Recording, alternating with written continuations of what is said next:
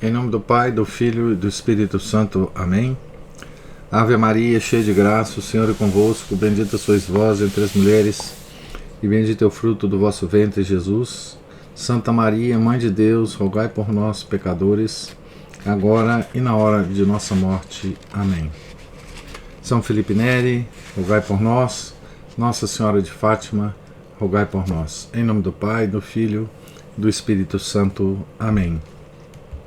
Bom dia a todos. Nós estamos na página 33 da biografia de São Domingos, escrita pelo padre Lacordaire.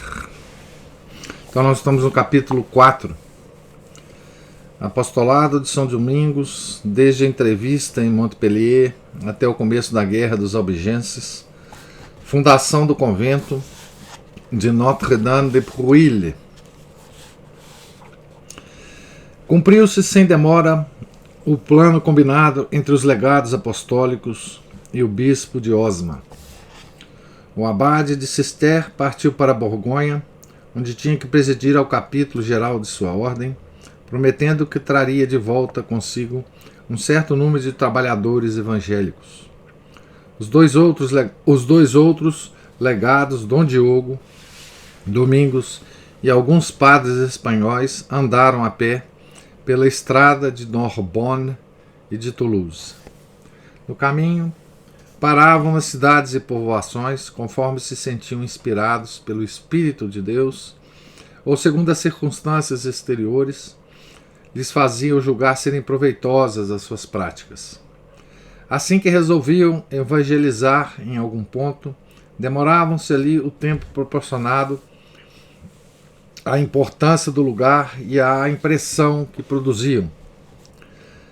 Aos católicos pregavam nas igrejas e com os hereges tinham conferências nas casas particulares. O uso dessas conferências data de uma época muito remota. São Paulo tinha-as frequentemente com os judeus e Santo Agostinho com os donatistas e os maniqueus da África. Efetivamente, se uma vontade obstinada é uma das causas do erro, talvez a ignorância seja sua causa mais geral. A maior parte dos homens recusa a verdade unicamente porque não a conhece, porque a reproduz sob uns aspectos que nada tem de verdadeiro. É, pois, uma das funções do apostolado expor com clareza a verdadeira fé, separando-a das opiniões particulares que a obscurecem, deixando à mente do homem toda a liberdade para que a palavra de Deus e a Igreja, sua intérprete, lideram. Porém, esta exposição só se torna possível contanto que seja capaz de atrair aqueles que dela necessitam. E só pode ser completa contanto que se lhes conceda o direito de a discutir, assim como nós nos reservamos o direito de discutir a sua doutrina. É esse o fim que se quer atingir nas conferências, campo de honra, onde alguns homens de boa fé desafiam outros homens de boa fé, onde a palavra é para todos uma arma igual e a consciência o único juiz. Se, porém, o costume das conferências é antigo, houve, todavia, o que quer que fosse de novo e arrojado nas que se realizaram então com os albigenses.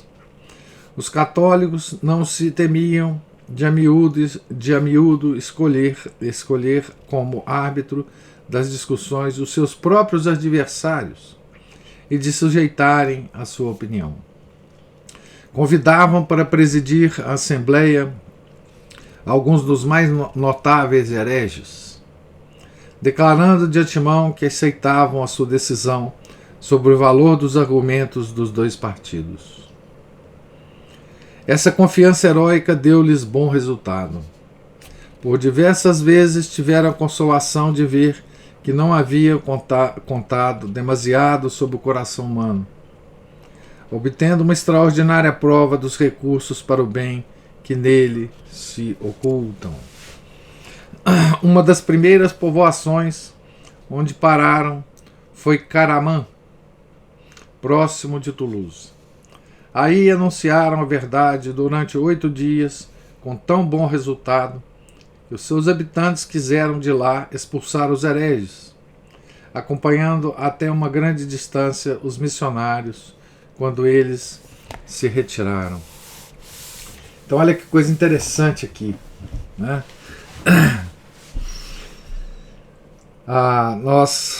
Nós vivemos hoje numa época de polêmica permanente, né? Que não nós chegamos a lugar nenhum porque nós perdemos a noção da verdade, né? Nesse tempo, olha que inovação extraordinária, né? Que eles fizeram, né? Eles debatiam em público com os hereges, né? Os hereges albigenses, esse grupo, né, de homens, e eles elegiam para as pessoas que iam declarar, né, o vencedor do debate, os próprios hereges. Não? Olha que confiança em Deus, né? Esses homens tinham, né? E que confiança em si mesmos, né? No debate, né?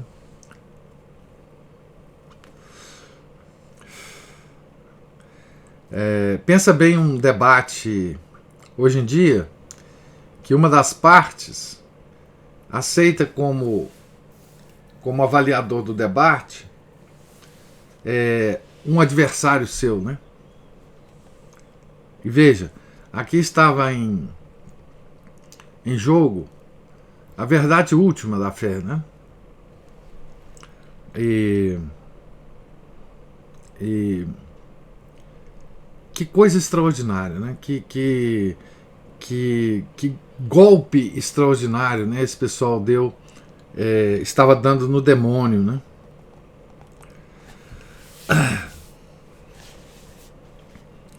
Sofreu aí o seu pequeno exército uma redução pela partida do legado Pedro de Castelnau, instado pelos seus amigos a retirar-se por causa do ódio especial que lhe tinham os hereges. A terceira estação teve lugar em Carcassonne, outra em Verfeil, nas imediações de Toulouse, outra em Fajou, pequena cidade situada sobre um monte entre Carcassonne e Pamiers. Tornou-se essa última célebre por um caso milagroso que ali se deu e que o bem-aventurado Jordão de Saxe narra do seguinte modo. Aconteceu-se realizar-se em Fajou uma grande conferência, na presença de grande número de fiéis e infiéis que haviam sido convocados para assistir a ela. Os católicos tinham preparado vários relatórios contendo argumentos e citando autoridades a favor da sua fé.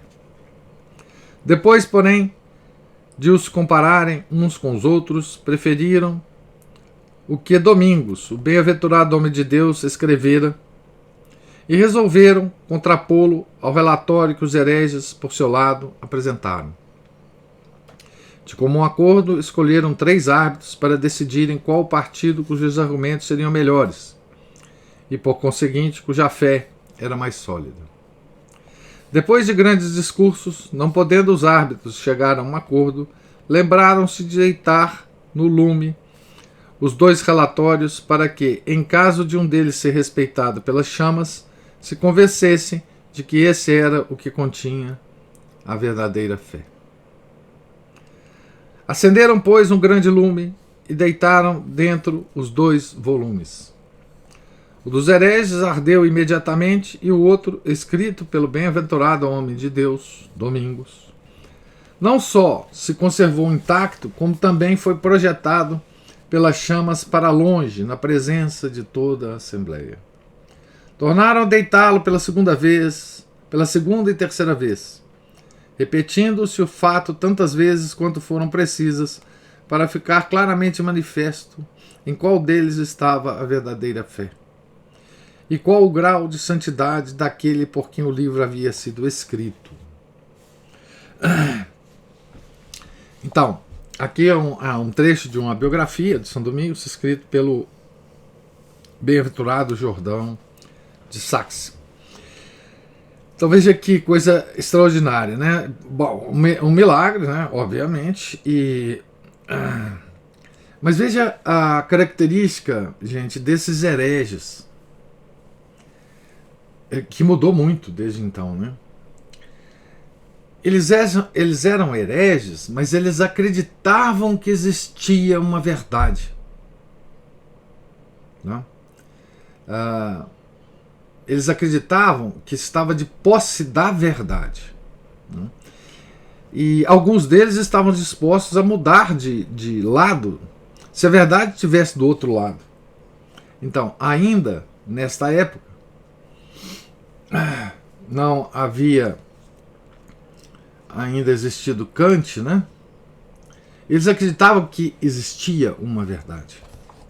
E eles aderiram à heresia porque a heresia lhes parecia a verdade. Então, há homens desse tipo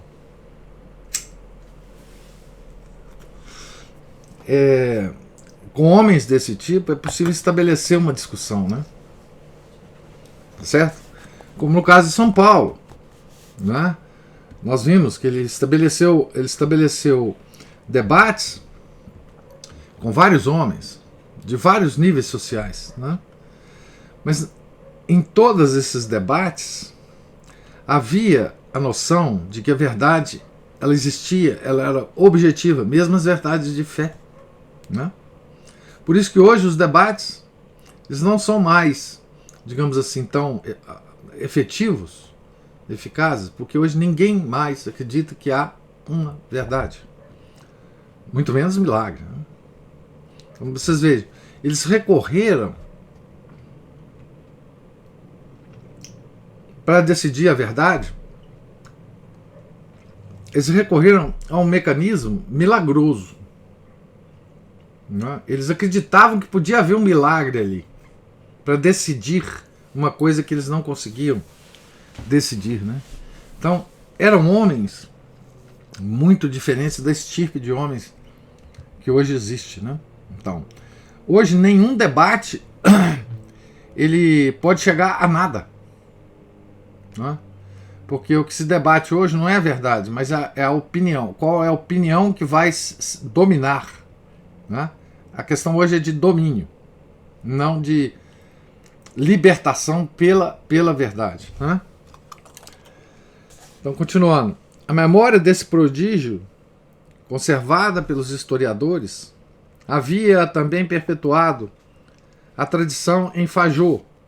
E em 1325, né, 200 e tantos anos depois, os habitantes dessa povoação pediram e obtiveram do rei Carlos, o Formoso, licença de comprar a casa onde se dera esse fato e ali levantar uma capela sobre os soberanos os soberanos pontífices enriqueceram com várias mercês. Mais tarde, em Montreal, deu-se um milagre igual, mas esse passou-se secretamente entre alguns hereges que se reuniram uma noite para examinar outro relatório do servo de Deus. Tinham combinado ocultar esse prodígio, porém um deles, que depois se converteu, tornou-o público. Domingos, entretanto, observara que uma das causas do progresso da heresia era a habilidade com que os hereges tomavam conta da educação das jovens de nascimento ilustre. Presta atenção aqui, hein, gente? Das jovens de nascimento ilustre, cujas famílias não tinham meios suficientes para lhes dar uma educação condigna com a sua posição. Pôs-se a pensar diante de Deus sobre os efeitos de remediar essa forma de sedução e julgou que eu conseguiria fundando um mosteiro destinado a receber jovens católicas que, por seu nascimento e pobreza, estivessem expostas aos laços armados pelo erro. Houve em Pruil, aldeia situada na base dos Pirineus, em uma planície entre Fajô e Montreal, uma igreja dedicada à Virgem Santa, e célebre há muito tempo pela veneração do povo por ela. Domingos tinha uma predileção especial por Notre-Dame de Pruil. Durante as suas excursões apostólicas, parara ali muitas vezes para orar. Quer subisse, quer descesse os primeiros montes dos Pirineus, o santuário de Pruil, à entrada do Languedoc, aparecia-lhe sempre como um retiro de esperança e consolação.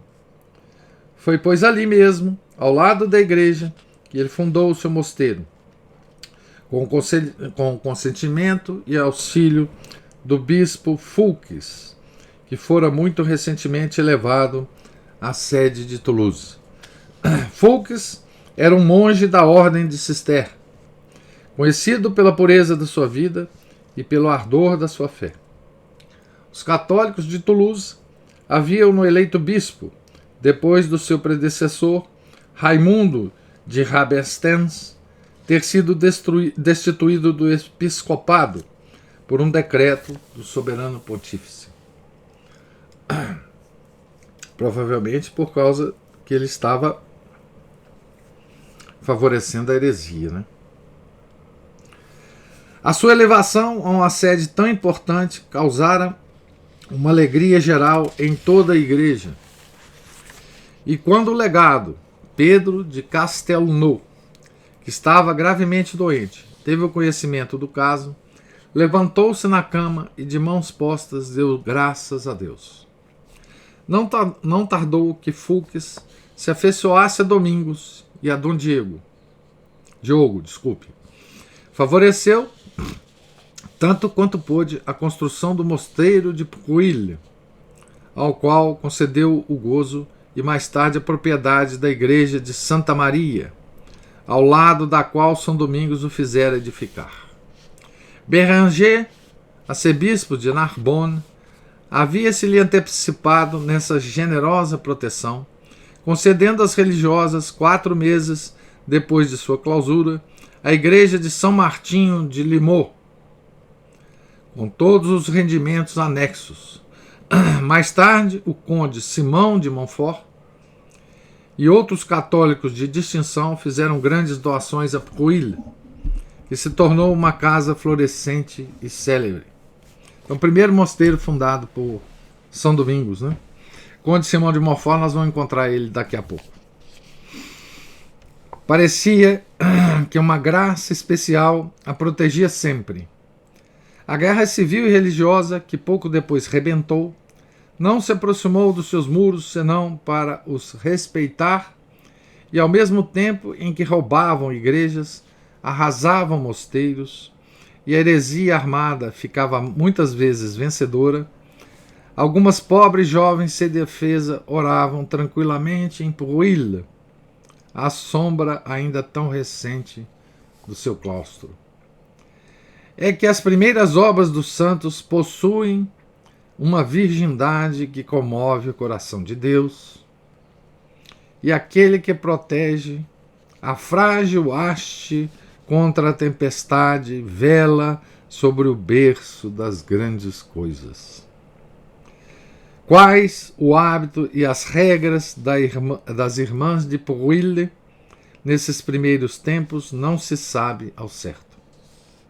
Tinham à sua testa uma prioresa, sob a autoridade, porém, de Domingos, que conservou sempre a administração espiritual e temporal do mosteiro, para nunca separar as suas queridas filhas da ordem futura que já projetava, e para que fossem elas o seu primeiro ramo.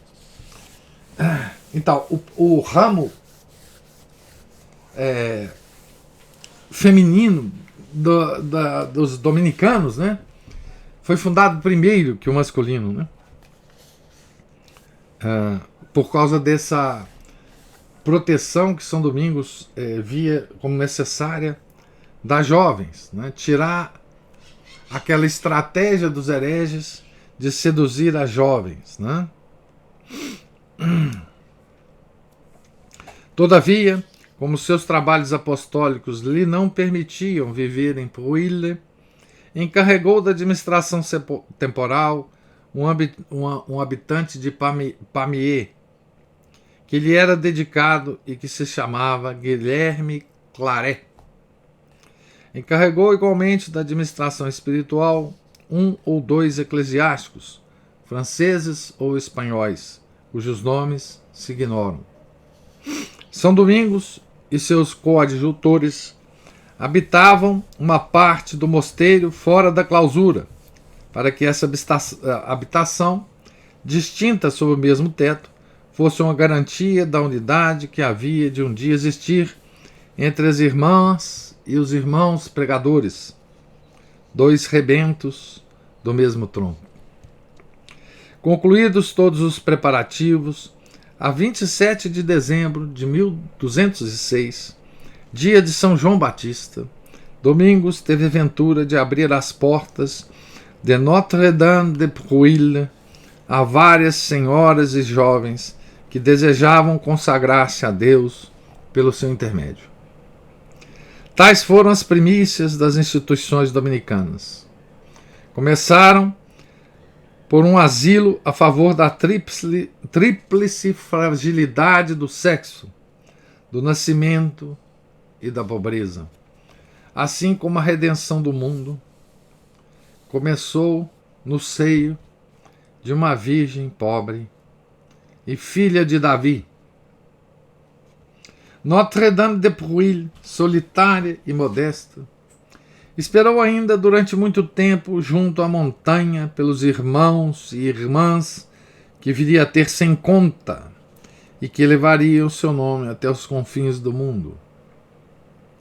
Filha mais velha de um pai que avançava vagarosamente sob a paciência direção de Deus, ela crescia em silêncio, honrando-se com a amizade de vários homens eminentes e como que embalada por eles. Domingos, que depois da conferência de Montpellier largara o título de subprior de Osma para tomar o de Frei Domingos, acrescentara então a essa humilde e suave qualificação a de prior de Pruille, de modo que o chamavam Frei Domingos, prior de Pruille. Algum tempo depois dessa fundação, estando Domingos a pregar em Fajô e ficando, segundo seu costume, em oração na igreja, 9 senhoras da nobreza vieram-se-lhe lançar aos pés, dizendo... Aqui ele vai citar um trecho de uma outra biografia antiga de São Domingos, né? Servo de Deus, socorrei-nos. Se o que pregaste hoje é verdadeiro, então há muito que o erro nos obscureceu a imaginação. Porque aqueles a quem vós chamais hereges, nós chamamos homens bons. Neles temos acreditado até agora, a eles nos temos afeiçoado com todo o coração. Não sabemos agora o que havemos de pensar. Servo de Deus, tende, pois, compaixão de nós, e rogai ao Senhor vosso Deus que nos faça conhecer a fé na qual devemos viver, morrer e ser salvas. Então veja, gente, que coisa extraordinária, né? A gente fica pensando, hoje, que a gente conhece os cátaros, conhece toda a maldade dessa heresia, conhece toda a doutrina dessa heresia, a gente fica pensando, puxa vida, como é que o pessoal da época caiu nessa esparrela, né? Esse pequeno trecho que a gente leu, né? Senhoras da nobreza foi procurar São Domingos. E olha o que elas falam, né? Olha o que elas falam. Há muito que o erro nos obscureceu a imaginação. Porque aqueles a quem vós chamais hereges, nós chamamos homens bons.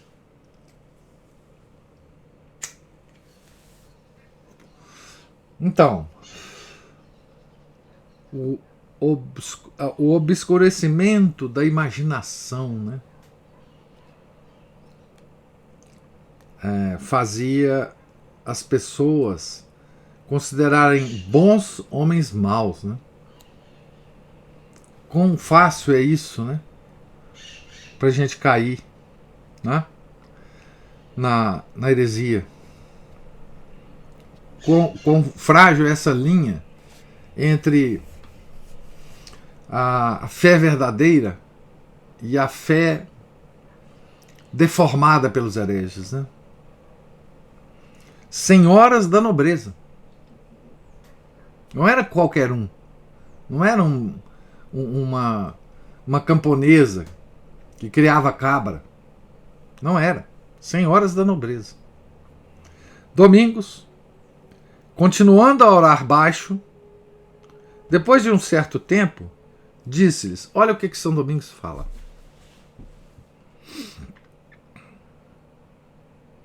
Tende paciência, esperai e nada receeis.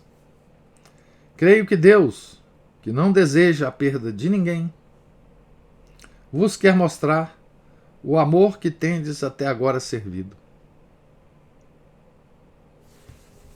Ele não fez um discurso, né,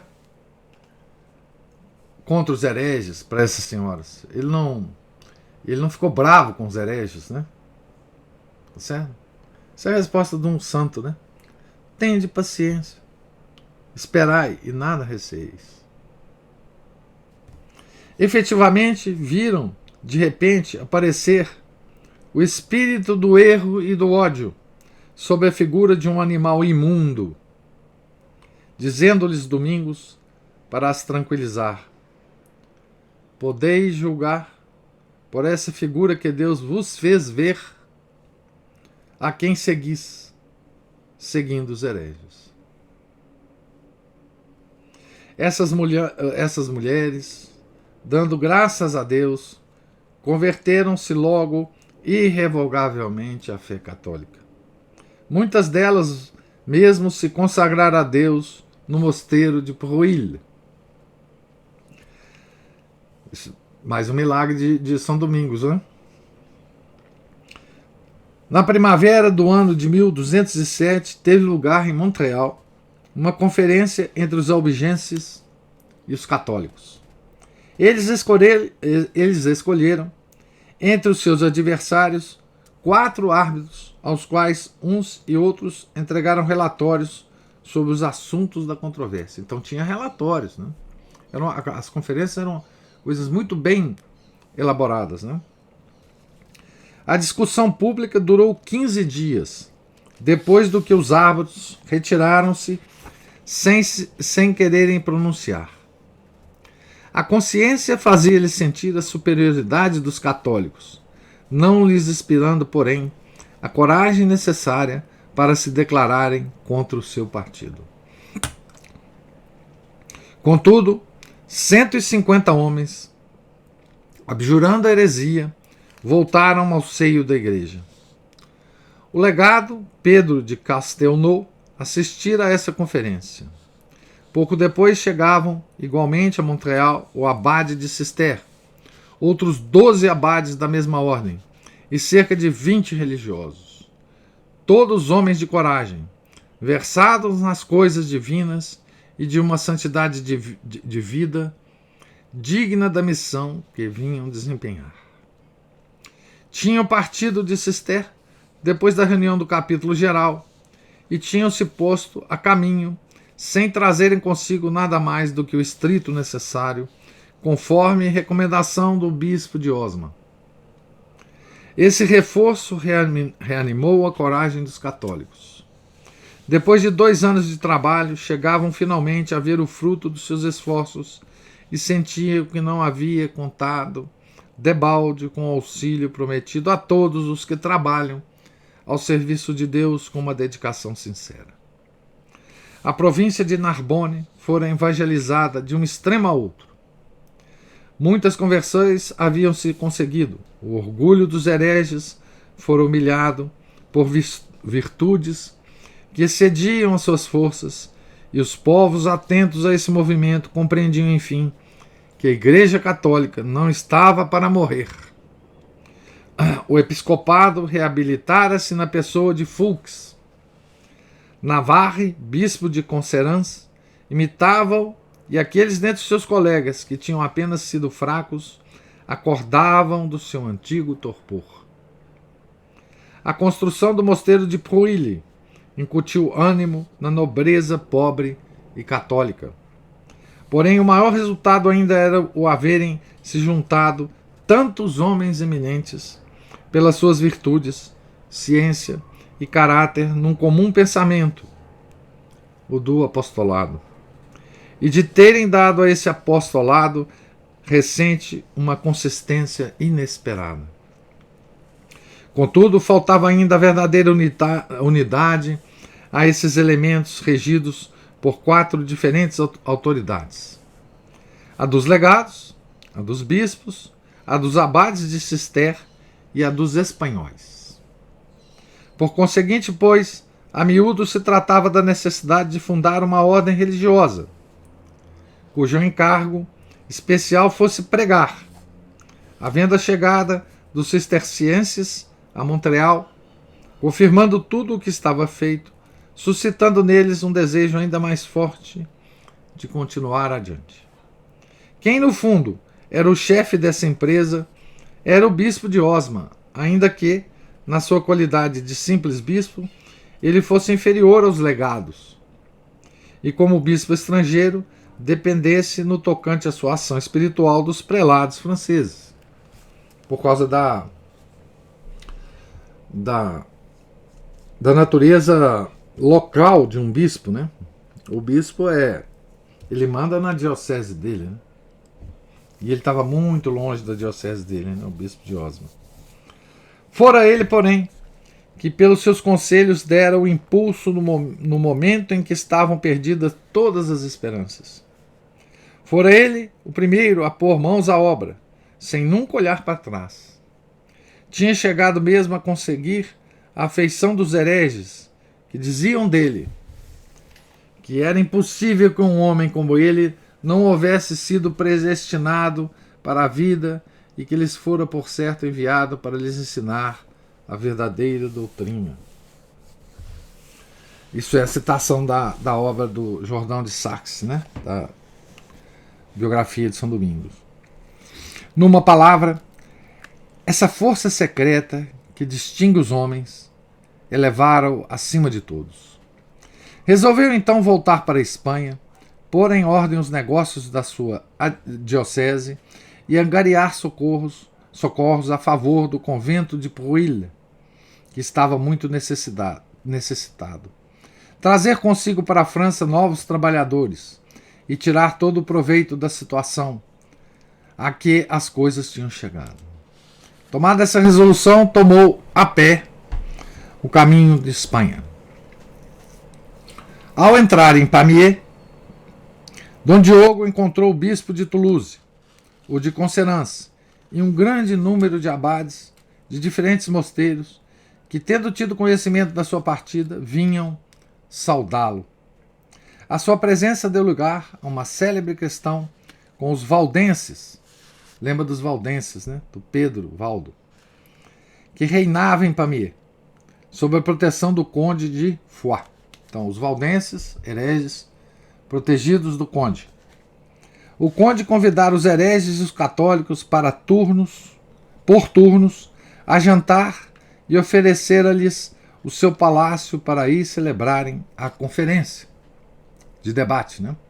Os católicos escolheram por árbitro um dos seus adversários mais declarados, que também pertencia à primeira nobreza da cidade. O resultado foi muito além do que se esperava. Arnaldo de Campanhan, o árbitro designado, deu a sua decisão a favor dos católicos e abjurou a heresia. Um outro herege de distinção, Durand de Huesca, não contente em converter-se à verdadeira fé, abraçou a vida religiosa na Catalunha, para onde se retirara, vindo a ser o fundador de uma nova congregação sob o nome de Católicos Pobres. Então olha que histórias de conversão, né, que esse pessoal estava conseguindo no sul da França. Né? Não só convertiam os hereges, não só faziam-os voltar à religião, como alguns se tornaram religiosos, né? Fundadores de ordem, inclusive. Né? O resultado foi muito além do que se esperava. Arnaldo de Campanhã, o árbitro designado, deu a sua decisão. Não, desculpe, aqui eu já li. Pulando o parágrafo aqui. Estas duas abjurações, que não foram as únicas, agitaram profundamente a cidade de Pamiers e foram ocasião para os católicos de grandes provas de regozijo e estima da parte do povo. Depois desse triunfo, que coroava dignamente o seu apostolado, Dom Diogo despediu-se de todos os que se haviam ali reunido para lhe prestarem homenagem à saída de França. Não se sabe se Domingos o acompanhara até ali. Talvez houvesse sido em Prouille a sua separação.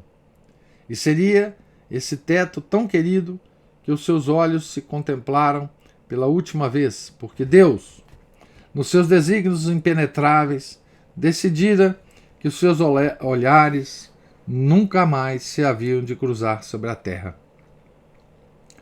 Dom Diogo atravessou os Pirineus e Aragão, sempre a pé. Chegou a Osma, tomou novamente posse da sua cadeira, vaga por ele há 3 anos, e quando se dispunha a sair novamente da sua pátria, Deus chamou-o para a cidade permanente dos anjos e dos homens. Seu corpo foi sepultado em uma igreja da sua sede episcopal, com essa breve inscrição: aqui jaz Diogo de Azevedo, bispo de Osma, falecido no ano de 1245. A data se explica pelo fato de que a era dos espanhóis havia começado 38 anos antes da era cristã. Esta morte, anunciada à posteridade com tão pouca pompa, teve todavia consequências, provando claramente que acabara de desaparecer um grande homem.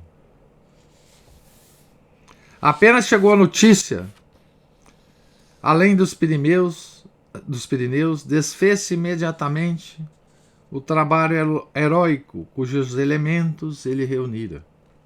Os abades e religiosos de Cister voltaram para os seus mosteiros.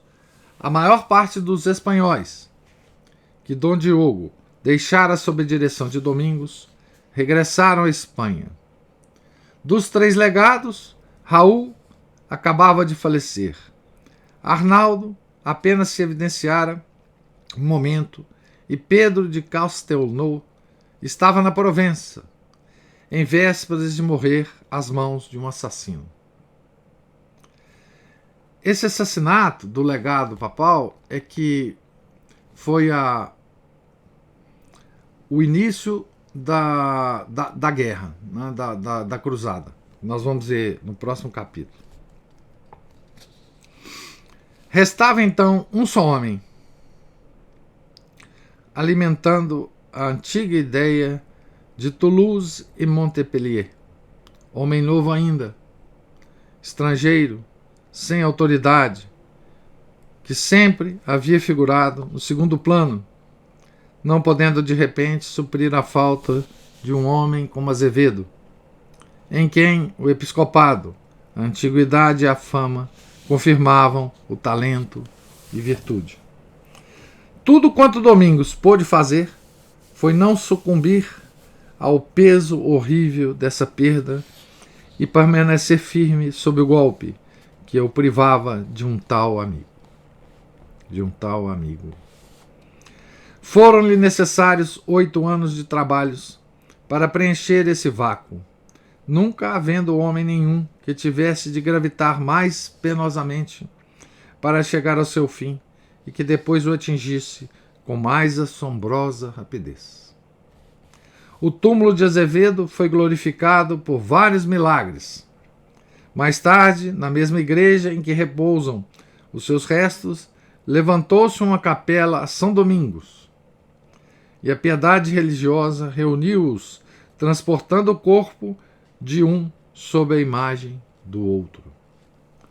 Mas como se Domingos não pudesse suportar ver a seus pés aquele que fora o seu mediador sobre a terra, uma mão reverente retirou dali a cabeça veneranda onde havia residido as ideias do seu amigo e deu-a ao convento dos frades pregadores de Málaga. Apesar dessas homenagens, a memória de Azevedo nunca igualou os seus méritos. A França apenas o viu de passagem. A Espanha possuiu demasiado pouco, e ele morreu sem ter levado a cabo coisa alguma. Deus destinara-o apenas a ser precursor de um homem ainda mais santo, mais extraordinário do que ele. A missão difícil que supõe um coração completamente desinteressado. Missão difícil que supõe um coração completamente desinteressado. Azevedo desempenhara essa missão com a mesma simplicidade com que atravessava a pé os Pirineus. Nunca pensava em si, porém, a posteridade de São Domingos conserva dele uma recordação tão grande como a sua humildade. E eu separo-me aqui dele com respeito de um filho que acaba de cerrar os olhos de seu pai. Então, o Dom Diogo, né, participa da vida de São Domingos como um provedor, né, um iniciador, né? Com a morte do bispo de Osma, todos se dispersaram. Domingos viu-se, pois, quase só. Os 2 ou 3 cooperadores que o não haviam desamparado apenas se lhe conservavam fiéis pela sua boa vontade e podiam, de um momento para o outro, abandoná-lo. Pouco depois, novo infortúnio, maior do que a solidão, concorreu para agravar a sua situação. Uma guerra terrível veio aumentar-lhe a sua amargura e dificuldades. O legado Pedro de Castelnau muitas vezes dissera que a religião nunca mais tornaria a florescer no Languedoc enquanto esse país não fosse regado com o sangue de algum mártir, e pedia ardentemente a Deus que lhe concedesse a graça de ser ele essa vítima. Realizaram-se os seus desejos. Dirigira-se para Saint-Gilles, a convite expresso do conde de Toulouse, que ele outrora havia excomungado e que queria, dizia ele, reconciliar-se sinceramente com a igreja. O Raimundo VII, né? O abade de Cister acompanhava o colega a essa entrevista, a qual ambos iam com extremo desejo de paz. O conde, porém, zombou deles, parecendo que o seu intento era obter, pelo terror, que a excomunhão lhe fosse levantada, porque ameaçou os legados de morte se ousassem sair de Saint-Gilles sem o absolverem. Desprezaram os legados a sua cólera e retiraram-se acompanhados de uma escolta que lhes concederam os magistrados da cidade. Passaram essa noite nas margens do Ródano e no dia seguinte, despedindo-se das pessoas que os acompanhavam, dispunham-se a atravessar o rio. Foi então que os 2 homens se aproximaram e um deles enterrou uma lança no corpo de Pedro de Castelnau.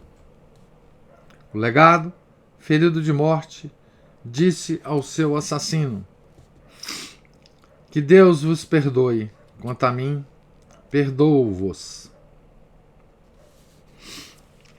Esse aqui ele cita uma uma história dos albigenses, né? Escrita por Pedro de Vaux-Cernay. Repetiu umas poucas vezes essas palavras, teve ainda tempo de exortar os seus companheiros a servir a igreja, sem temor nem descanso, e exalou o último suspiro. O seu corpo foi transportado para a abadia de Saint-Gilles. Fora assassinado a 15 de janeiro de 1208. Esse assassinato foi o sinal de uma guerra em que Domingos não tomou parte alguma e que para ele não foi senão a origem de muitas tribulações no exercício de seu apostolado. Contudo, como os fatos dessa guerra estão ligados aos da sua vida, torna-se necessário que eu aqui descreva rapidamente a sua história. Então, nós terminamos a leitura do capítulo, né? Estamos na página 41. E no capítulo seguinte, que nós leremos, talvez não todo, mas uma parte dele, porque esse capítulo é longo, porque ele descreve essa guerra muito detalhadamente.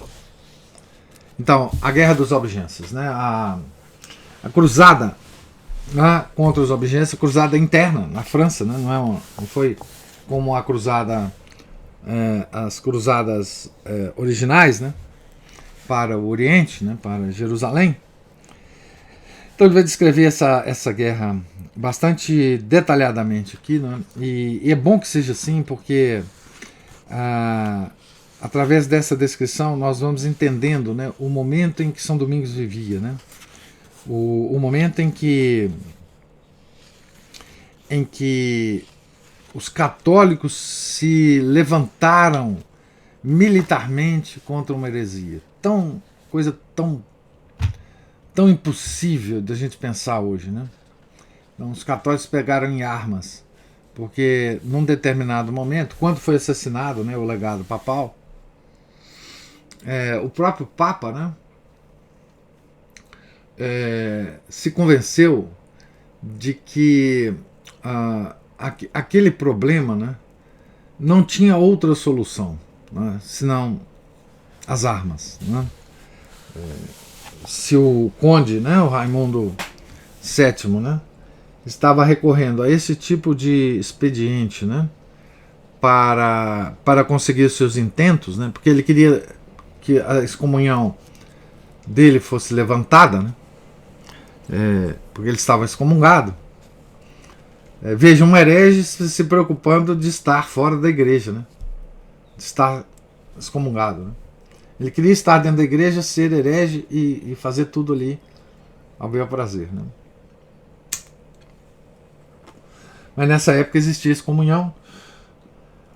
Os papas agiam com todo zelo, né, para esse tipo de coisa, e as coisas chegaram a um ponto que era impossível a guerra, né? Certo? Então eu pergunto a vocês agora se há algum tipo de observação, pergunta sobre essa leitura memorável, né? Esse capítulo é uma espécie de homenagem, né, que o padre Lacordaire faz a Dom Diogo, né, de Azevedo, o que foi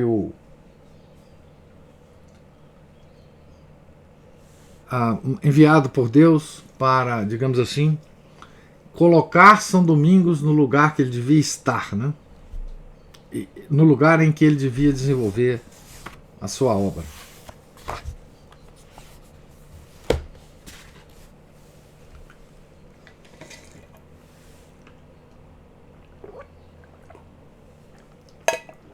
Então, não tendo nenhuma observação, Deus lhes pague a presença, a paciência. Nós amanhã começaremos a leitura na página 43, no capítulo da Guerra dos Albigenses, né? Tenham todos um santo dia. Fiquem com Deus. Em nome do Pai, do Filho, do Espírito Santo. Amém. Ave Maria, cheia de graça, o Senhor é convosco. Bendita sois vós entre as mulheres, e bendito é o fruto do vosso ventre, Jesus. Santa Maria, Mãe de Deus, rogai por nós, pecadores, agora e na hora de nossa morte. Amém. São Felipe Neri, rogai por nós. São Domingos, rogai por nós. Nossa Senhora de Fátima, rogai por nós. Em nome do Pai, do Filho e do Espírito Santo. Amém.